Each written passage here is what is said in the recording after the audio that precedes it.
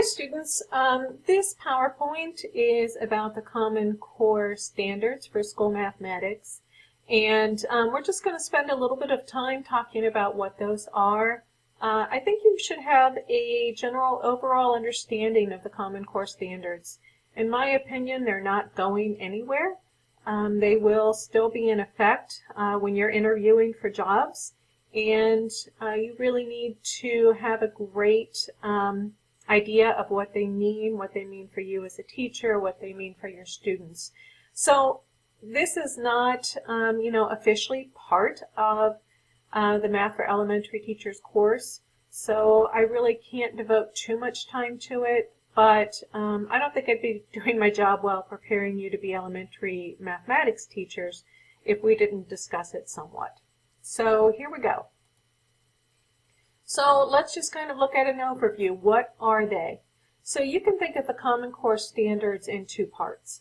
The first are referred to as the content standards. And the content standards literally are a list of things that we want students to be able to do. What do we want them to know? What do we want them to be able to do? And they are broken down by grade level in the elementary years. There's also what we call the mathematical practice standards. And these are the ways that we want students to go about learning mathematics. So essentially it is all the different things that should be happening in your math classroom besides what typically happens or historically has happened in math classrooms. So historically it's the I do, we do, you do structure. I do means the teacher says this is how you do a problem. We do means that the students do one together with the teacher. You do means that the students do a worksheet. And a lot of us experience mathematics that way. So we want mathematics learning to be significantly different in the classroom. So let's look at the documents a little bit just for some details. So this link is going to take us to the third grade standards.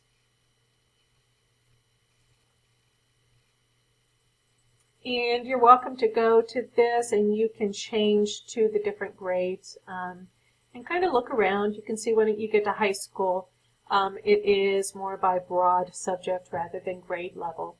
So at the third grade level, you see a lot of explanations here. There's some fractions going on, two-dimensional regions, which is referring to geometry. The top here, developing an understanding of multiplication and division of whole numbers. Then we come down here into the overview, so these get into things. So operations and algebraic thinking. Who knew algebra was in third grade? But it absolutely is. Not the algebra you're thinking about, but algebraic thinking is a type of thinking that you develop in algebra. And for some people that's really, really hard because they try to learn it right when they get to algebra, and it should be developed all along. So you should spend some time going to this link and looking through the different things and what are required at different grade levels. All right, beyond that are the mathematics practice standards. So again, this is how we want students to be experiencing the learning of mathematics. So I like this link, and again, you should spend some time taking a look at this link and the practice standards, just so you're familiar with them. You really need to understand these, apply these to the class as we take them, because like I said, you've got to hit the ground running with Common Core when you're going to interview and beginning a new job. So here's some examples of how we want them to experience mathematics. We want them to make sense of problems and persevere in solving them. So it's really important that students understand that it's okay to have to start over multiple times with a problem, that you can learn a lot by doing that. We want students to become intrinsically motivated to persevere to get to that solution, because that solution is so satisfying to them. And we want them to feel confident that they can get there. We want students to be able to construct arguments, give reasons, listen to other students, critique their reasons. So we want students to understand the why and not just the how of mathematics. And in order to assess whether or not they understand the why, they're going to have to talk about mathematics, and they're going to have to do so in a way that's mathematically sound with these arguments and reasoning. Just a couple other ones. I won't go through all of them. Attending to precision is very important. Using tools strategically. Appropriate tools. So when are calculators appropriate? When do you need geometry tools and that type of thing?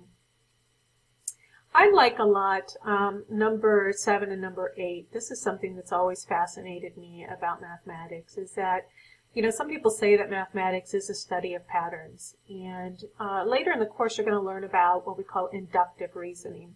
And inductive reasoning means being able to spot patterns and make generalizations and use those generalizations to further your learning. So these are all the types of things we want students to be doing while they're learning mathematics, as a product of learning mathematics, etc. So the key shifts in mathematics education with the adoption of the Common Core standards are these three terms, which we'll discuss in more detail: focus, coherence, and rigor. So what focus means, and this is contrary to kind of the popular myth, means fewer topics. So instead of our mathematics curriculum being a mile wide and an inch deep, we need to focus on fewer topics, but go into those topics in more depth. And the way that time and energy are spent in the classroom will change. So if you are focusing on fewer topics and you're trying to get deeper, then you have time to let the students work with the mathematics on their own, figure out things on their own, rather than having to quickly get through it by saying, here's how you do it, practice it, get good at it.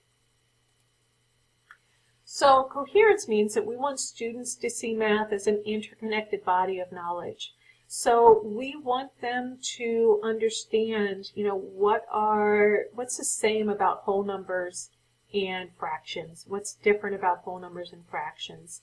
And a lot of you might not think that there's much in common at all, but there absolutely is. And so we want them to see those commonalities.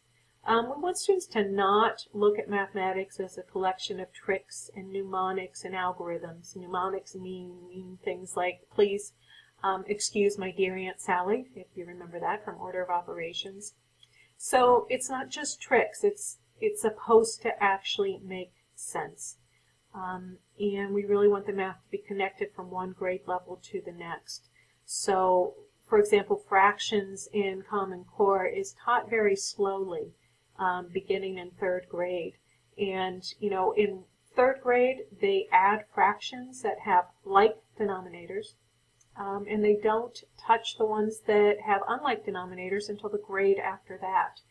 So they're really carrying things through from one grade to the next. Finally, we talk about rigor. And rigor does not mean harder. It doesn't mean more material. It means students really having a deep and authentic command. So I guess the best way I can reference this is to say understanding at the Chinese level. That's referring to the Living Ma article. And hopefully you have a good understanding of what I mean by that at this point. So within the classroom, our energy and our time should be divided pretty equally among conceptual understanding, which means students need to understand why you do things in math the way you do them. They can't just understand or learn the steps. They have to understand why. Once they've got that conceptual understanding, it is still really, really important that they learn procedures and that they become fluent. So that means they need to understand why you add numbers the way that you do, like carrying, for instance. They need to really have an understanding of why you do that. But then once they have that understanding, they need to practice it so that they get good at it, so that they are efficient and are getting the right answers. Finally, we need to spend time on applications. You know, if they're just learning all of this math and then not applying it to any situation, it just really becomes, you know, there's no purpose to it. So we need to show them the applications to real life, to the sciences that they're taking, and so on. Okay, so that's it. Like I said, this was a pretty brief introduction. I encourage you to do some reading more about it. Certainly you want to look at the other resources that are available on this content page before you proceed further through the module.